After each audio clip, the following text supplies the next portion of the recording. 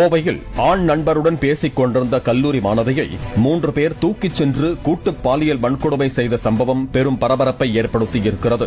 கோவை விமான நிலையத்தின் பின்புறம் உள்ள காலி மைதானத்தில் நேற்று இரவு 11 மணிக்கு ஆண் நண்பருடன் கல்லூரி மாணவி காரில் பேசிக் கொண்டிருந்ததாக கூறப்படுகிறது.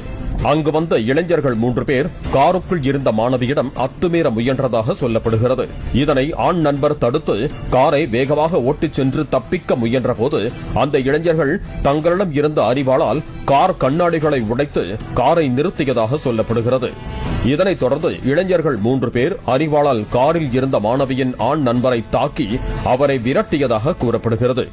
பின்னர் காரில் இருந்த கல்லூரி மாணவியை அங்கே இருள் சூழ்ந்த இடத்திற்கு தூக்கிச் சென்று இளைஞர்கள் 3 பேரும் அவரை கூட்டு பாலியல் வன்கொடுமை செய்துவிட்டு தூக்கி வீசிவிட்டு சென்றிருக்கிறார்கள்.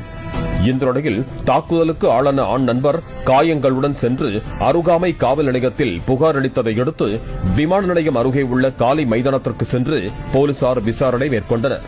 அங்கு ஆடைகள் இல்லாத நிலையில் மாணவியை மீட்ட போலீசார் மருத்துவமனையில் அனுமதித்ததாக சொல்லப்படுகிறது. பாலியல் வன்கொடுமைக்கு ஆளான மாணவியும் ஆண் நண்பரும் மருத்துவமனையில் சிகிச்சைக்காக அனுமதிக்கப்பட்டிருக்கிறார்கள்.